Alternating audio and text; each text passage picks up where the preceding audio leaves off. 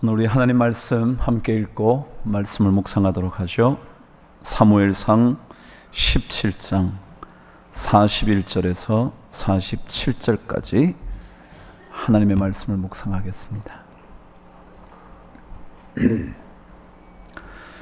41절 제가 시작하고 여러분 함께 교독을 해 보시겠습니다. 블레셋 사람이 방패든 사람을 앞세우고 다윗에게로 점점 가까이 나아가니라.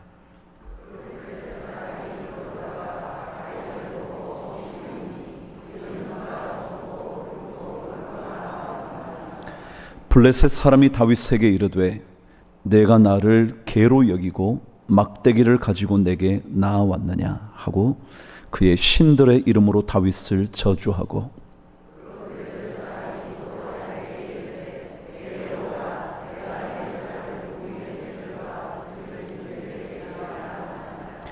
다윗이 블레셋 사람에게 이르되 너는 칼과 창과 단창으로 내게 나아오거니와 나는 만군의 여호와의 이름 곧 내가 모욕하는 이스라엘 군대의 하나님의 이름으로 내게 나아가노라.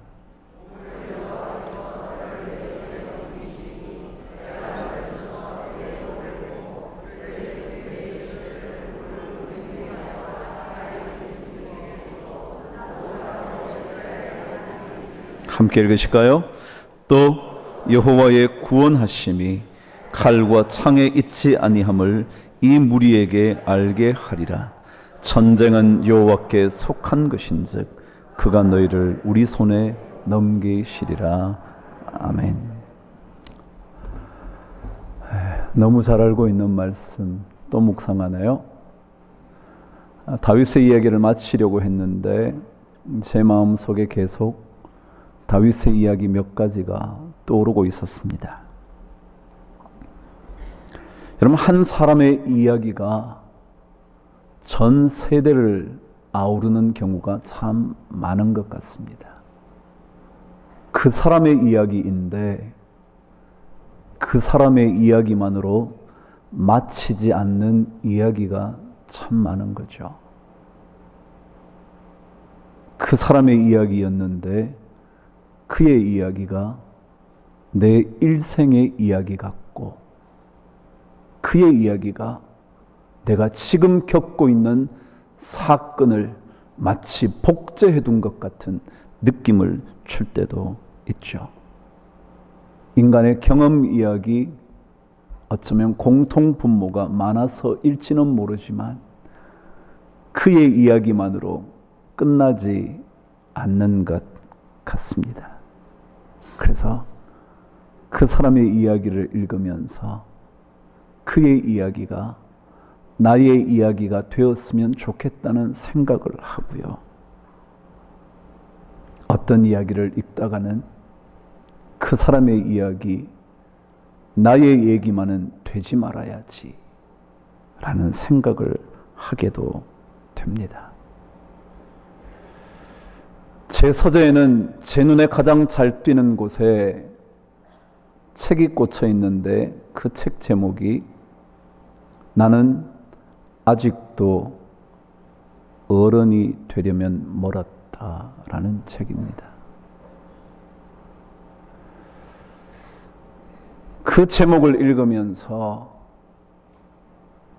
늘 제 마음속에 묻곤 합니다. 라디오 작가인 강세형이라는 사람의 짧은 단편글을 모은 책인데 나는 아직도 어른이 되려면 멀었다고. 여러분 어떠신가요? 여러분은 어른이라 말씀하실 수 있으신가요? 신앙에도 그런 물음을 제기할 만하죠. 나는 진짜 신앙의 성숙함에 다다르고 있는가?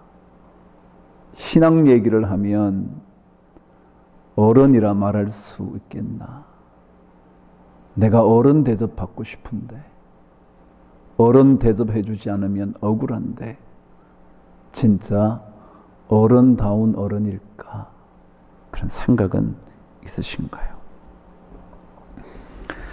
다윗의 이야기는 그의 이야기일 뿐이지만 저에게는 자꾸만 저의 이야기로 읽혀집니다. 그를 보면서 부럽기도 하고 그를 바라보다가 난 저렇게는 못해 생각이 들기도 하다가 그의 사건을 만나면서 두려움을 경험하기도 합니다. 오늘 말씀을 읽으면서 다윗이 저에게 어떻게 다가왔는지, 어떻게 말을 걸면서 나에게 자꾸만 접근하는지 저는 말씀을 통해서 몇 가지 묵상해 보고 싶습니다. 오늘 저는 2절 말씀을 읽으면서 처음 얘기를 한번 열어보죠. 저와 함께 42절 말씀 읽도록 하겠습니다. 시작. 그 블레셋 사람이 둘러보다가 다윗을 보고 업신여기니 이는 그가 젊고 붉고 용모가 아름답더라 그랬습니다. 그럼 지금 전투 상황입니다. 전투 상황에 맞선 적들이 보다가 갑자기 그 사람의 용모가 참 아름답네. 여러분, 이런 얘기가 적절한 얘기인가요? 전혀 적절하지 않은 상황의 이야기 같지 않습니까?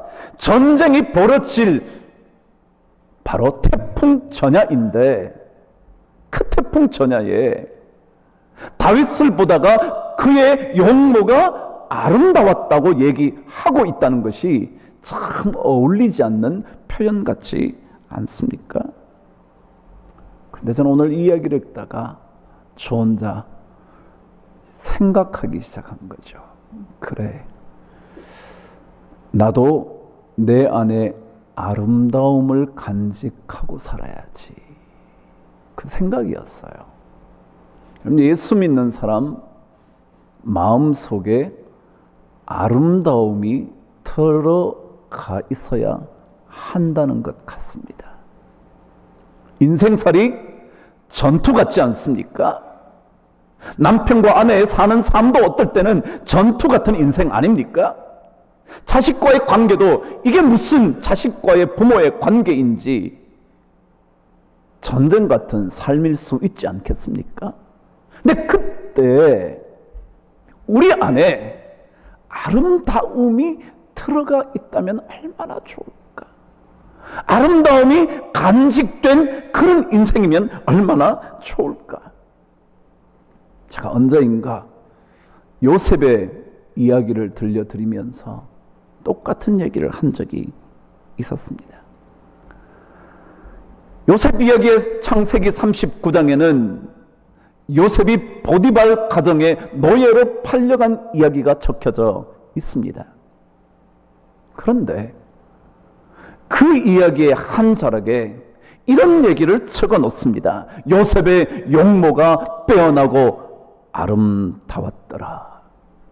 뭘 아름답냐고요? 지금 형제들에게 팔려서 한 번 살아보지도 못한 곳으로 노예로 팔려온 그의 삶의 순간이었는데 팔려와 노예의 불행한 인생을 시작하고 있었는데 먼 요셉의 모습이 아름답다고 얘기할 수 있었을까요? 노예 생활을 시작한 지 몇 년이 흘렀는지는 모르지만 그 삶이 참 불행한 삶일 텐데 여전히 두려움에서 떨쳐 나오지 못했을 텐데 뭔 그의 용모가 빼어나고 아름답다고 기록하고 있었을까요? 여러분, 다윗은 지금 막 양치는 곳에서 불림을 받았습니다. 아름답게 치장할 시간이 있었을까요?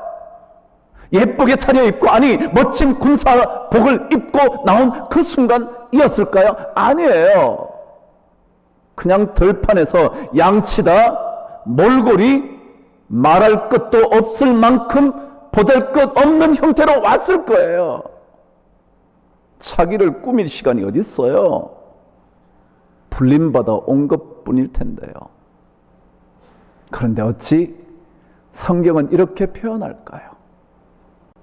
그의 모습이, 그의 용모가 아름답다고. 누더기를 걸친 양떼들의 어쩌면 분뇨 냄새가 떠나지도 않은 그때가 어찌 아름답다고 말할 수 있었겠습니까? 그렇다면 분명 그의 외적인 아름다움 얘기는 아니지 않겠습니까? 우리 그리스도인들의 삶이요, 외적인 아름다움 얘기하는 거 아니잖아요. 진짜 우리 안에 아름다움이 깃들어져 있다면 얼마나 좋겠습니까? 나이가 들수록 노추가 아니라, 나이 들수록 추한 인생 되는 것이 아니라 한 해 두 해 지나갈수록 우리의 삶이 점점 더 아름다워진다면 얼마나 좋겠습니까?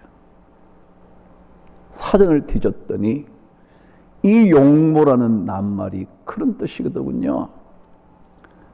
사물이 보이는 상태와 관련된 모든 것을 의미한다 그랬습니다. 보이는 것이 있었어요. 근데 그 보이는 것과 관련된 모든 것이야. 여러분, 그냥 겉으로 보이는 것 말고요, 보이는 모습에 관련된 삶의 모든 상황이요, 어떻게 살아왔는지, 내가 어떤 생각을 하고 여기까지 왔는지, 나를 어떻게 꾸미며 인생을 걸어왔는지, 내가 무슨 생각을 하며 여기까지 왔는지, 그 모든 것이 관련되어 있는 단어가 용모라는 단어라는 거죠. 흔히 말하면 총체적이라는 말이죠. 얼굴 좀 반반하게 생겼다는 게 아니고요, 좀 여자가 예쁘게 생겼다는 그런 뜻 아니고요, 옷 좀 잘 입었다 그런 뜻 아니고요, 집안 좀 잘 괜찮다 그런 뜻 아니고요. 늙어갈수록, 여러분과 제가 나이가 들수록, 아니 젊지만 여러분에게 진정으로 아름다움이 깃들어 갈 수 있게 되기를 기도합니다. 아름답게 늙어야지. 그래, 여러분이나 저나 다 어느새 세월이 흘러 여기까지 왔는데 정말 갈수록 아름다운 황혼길 열어가야지, 그 생각한 거예요. 근데 그렇다면 오늘 성경 속에서 정말 아름다움이라는 게 어떤 걸까? 아름답다는 것, 진정으로 아름답다는 것이 무슨 의미일까? 저는 저와 함께 45절에서 47절 말씀을 읽으면서 중요한 한 가지를 떠올려 보도록 하겠습니다. 시작. 다윗이 블레셋 사람에게 이르되 너는 칼과 창과 단창으로 내게 나아오거니와 나는 만군의 여호와의 이름 곧 내가 모욕하는 이스라엘 군대의 하나님의 이름으로 내게 나아가노라. 오늘 여호와께서 너를 내 손에 넘기시리니 내가 너를 쳐서 내 목을 베고 블레셋 군대의 시체를 오늘 공중의 새와 땅의 들짐승에게 주어 온 땅으로 이스라엘의 하나님이 계신 줄 알게 하겠고 또 여호와의 구원하심이 칼과 창에 있지 아니함을 이 무리에게 알게 하리라. 전쟁은 여호와께 속한 것인즉 그가 너희를 우리 손에 넘기시리라. 저는 이 말씀을 읽다가 우리에게 있는 아름다움이라는 게 어떤 것일까 생각하다가 이 생각이 번뜩 떠오른 겁니다. 진짜 아름다움이라는 것은 그 마음 속에 담대함이 있는 게 아름다운 거 아닐까? 담대함. 지금 어떤 상황이냐면 골리앗이 다윗을 보고 이렇게 말합니다. 네가 나를 개 정도로 아냐? 그래서 막대기 들고 왔냐? 너를 죽여서 들짐승 날아다니는 새의 먹이가 되게 할 거야 라고 골리앗이 말한 겁니다. 사실은 이 얘기를 들었던 모든 이스라엘 백성들은 두려워 떨며 도망했다고 17장 앞부분에 기록되어 있습니다. 어쩔 줄 몰라서 전부 다 도망해 버린 겁니다. 그런데 그 말을 들었던 다윗은 조금도 흔들림 없이 똑같이 전달해 줍니다. 뭐라고? 하나님의 이름을 모욕한 네가 들짐승에게 그리고 새들의 먹이가 될 거야 라고 말했다는 겁니다. 다시 말하면 두려운 상황 속에 용기와 담대함을 잃지 않고 있었던 그 사람이 진짜 아름다운 거 아닐까? 그럼 세상 살다 보면 어려운 일 참 많거든요. 사업도 안 될 때 많거든요. 그때 안 될 때마다 두려움을 표현하는 남편들, 두려움을 조장하는 가장들, 그런 사람들 때문에 얼마나 가정이 어두운지 몰라. 안 될수록, 어려울수록, 힘들수록 그 순간에 오히려 담대함을 가지고 괜찮아, 하나님이 지켜줄 거야. 힘들지? 조금만 견뎌보자. 좋은 일 하나님께서 주실 거야. 이런 사람이요, 이런 사람. 이런 사람이 진짜 아름다운 사람 아니겠습니까? 그래서 저는 이렇게 적었습니다. 남들의 낙담을 소망으로 전환시킬 수 있는 용기. 야, 걱정하지 마. 하나님께서 도와주시면 이 정도 전투는 이겨. 전쟁은 여호와께 속한 것이고 그분이 우리를 건져주실 거야. 여호와의 구원하시면 칼과 창에 있는 것이 아니야 라고 말할 수 있는 믿음의 용기. 이게 아름다움 아닐까?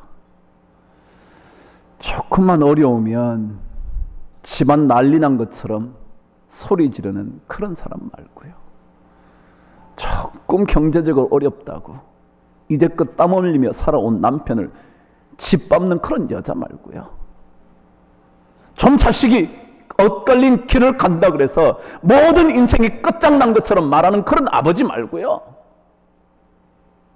이왕이면 이 절망의 상황을 소망의 상황으로 바꿔줄 수 있는 그런 사람이에요. 그게 진짜 아름다운 거 아닐까?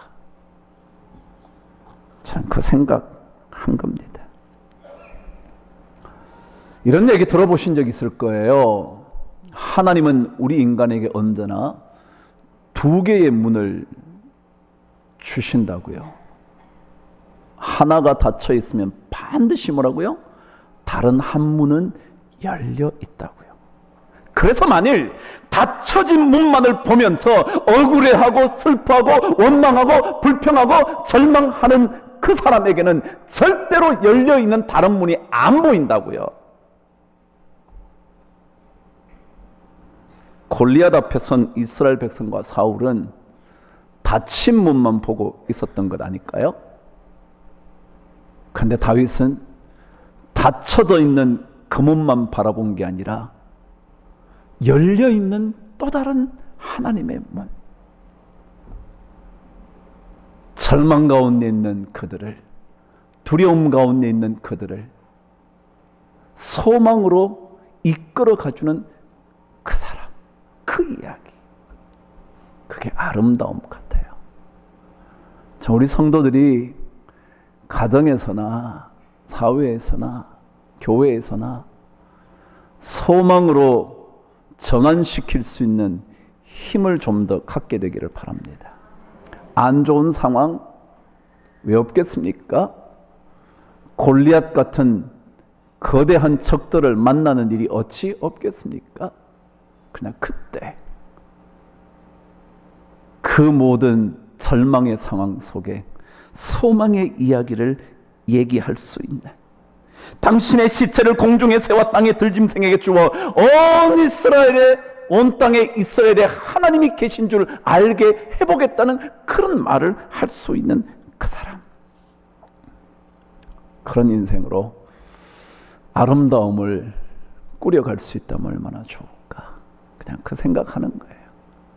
여러분, 다 우리 늙어가는데, 우리 젊은이들도 나이 들어가는데, 한 살, 두 살 먹는 것 아무것도 아닌 것 같지만 성숙해가는 삶의 표시가 나이여야 할 텐데, 그렇다면 진짜 우리 안에 아름다움이 뭔지 갖추어갈 수 있게 되기를 바랍니다. 힘들수록 소망의 말을 건네주는 여러분 되시기를 주님으로 축원합니다. 두 번째입니다. 이 아름다움이라는 게 어떤 것일까? 오늘 45절 다시 한번 읽으면서 묵상해 보시죠. 시작. 다윗이 블레셋 사람에게 이르되 너는 칼과 창과 단창으로 내게 나오거니와 나는 만군의 여호와의 이름 곧 내가 모욕하는 이스라엘의 군대의 하나님의 이름으로 내게 나아가노라.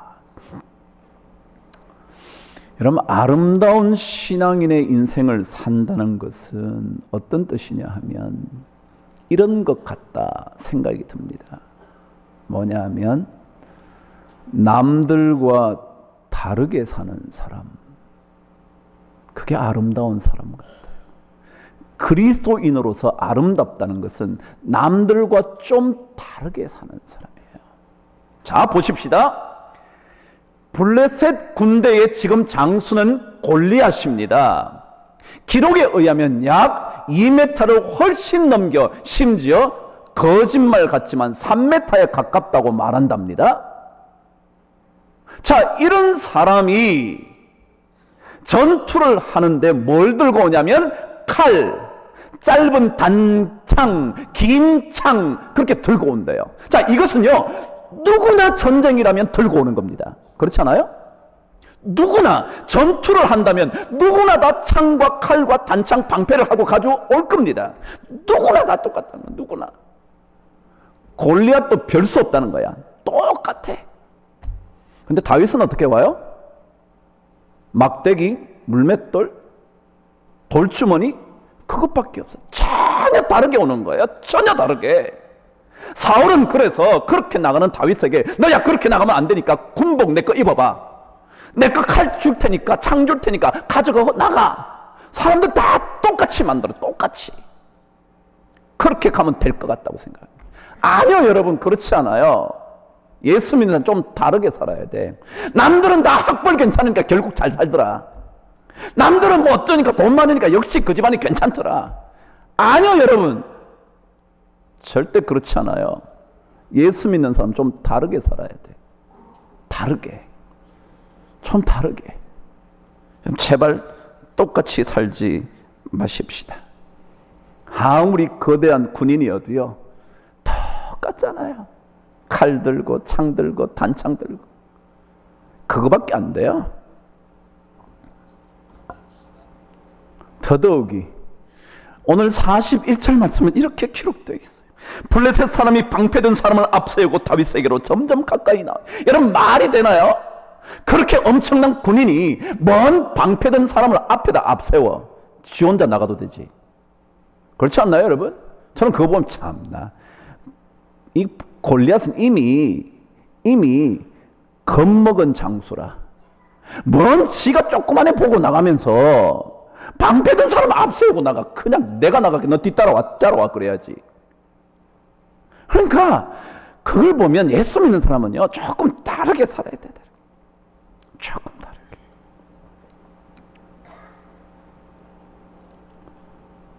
손에 누군가가 들고 있는 것 똑같은 것 들고 가려고 그러지 말고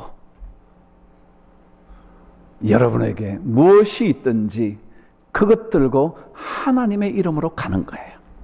남들은 학벌을 쥐고 갈 때 여러분은 보잘것없는 학벌 쥐고 누구의 이름으로 가는 거예요? 하나님 이름으로 가는 거예요. 남들은 돈 좀 많다고 지방 괜찮다고 생각할 때 돈 한 푼 없어도요 하나님 믿으면 우리의 삶이 얼마나 평안했는지 몰라 하나님의 이름 들고 가는 거예요. 그래야지 뭔 갑옷 입고 갑옷까지 다 입어놓고 또 방패든 애를 앞에다가 세워. 아이고야.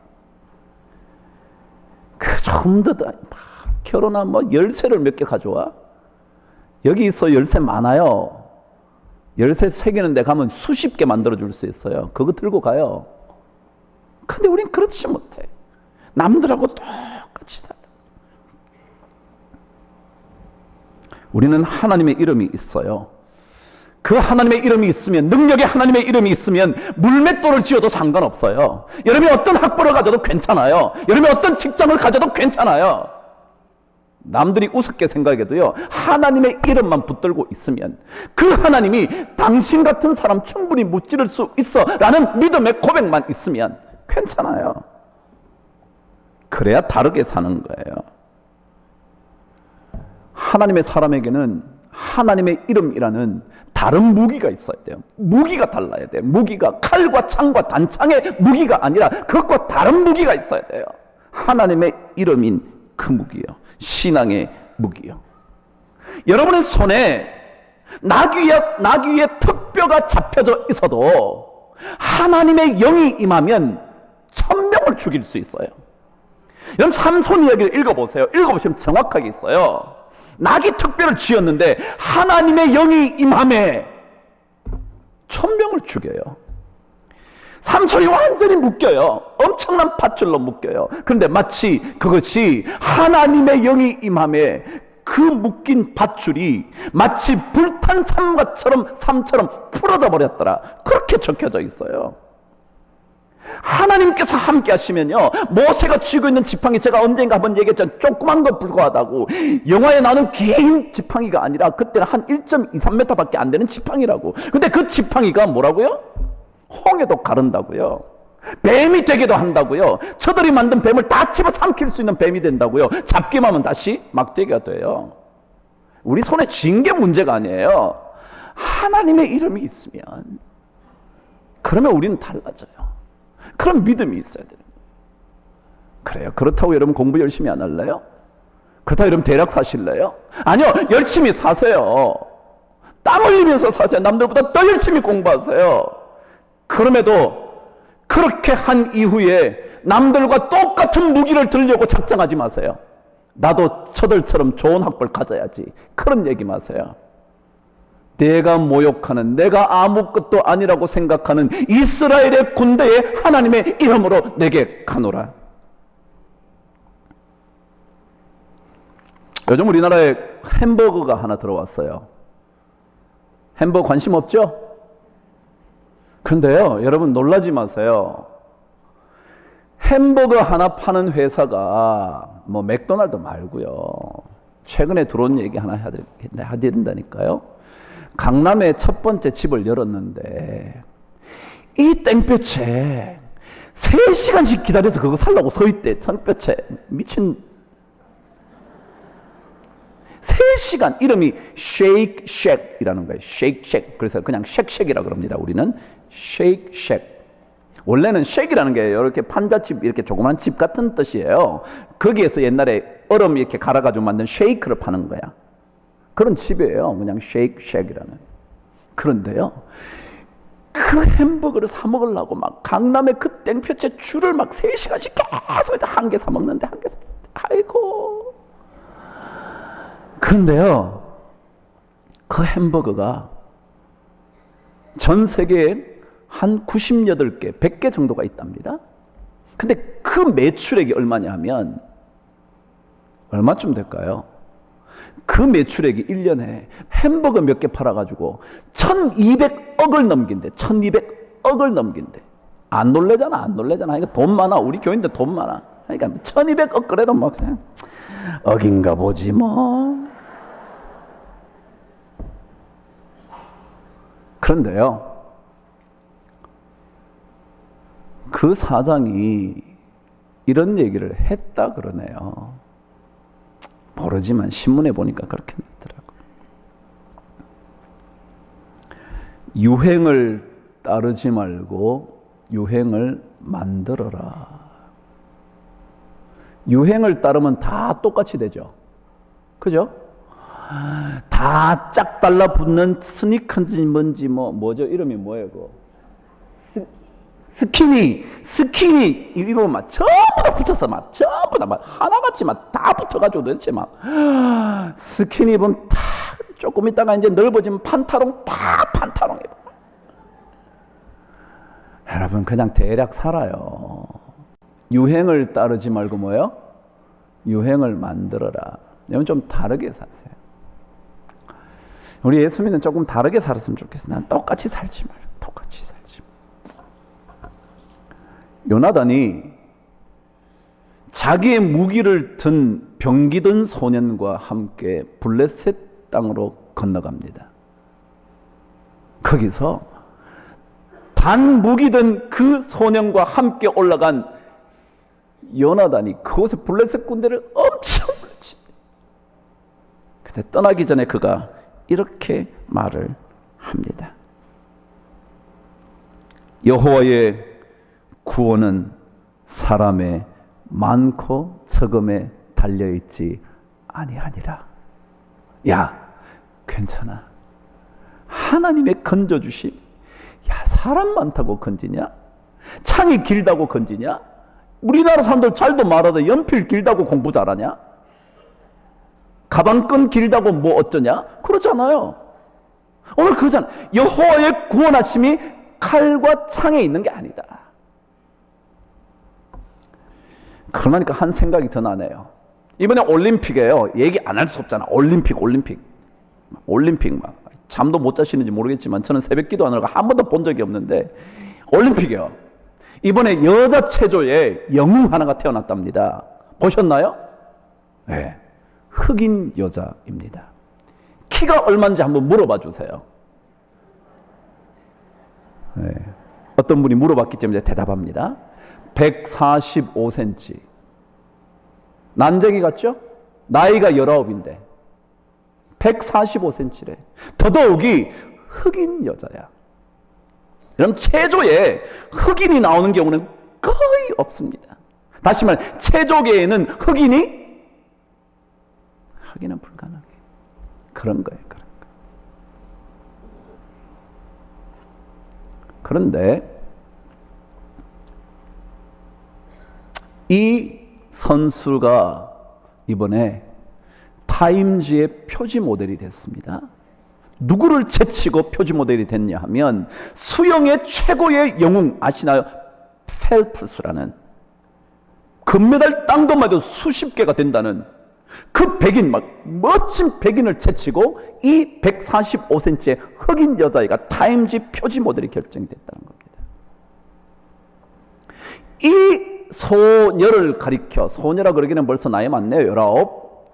이 여인을 향한, 여인 얘기 지금 좀 젊네요.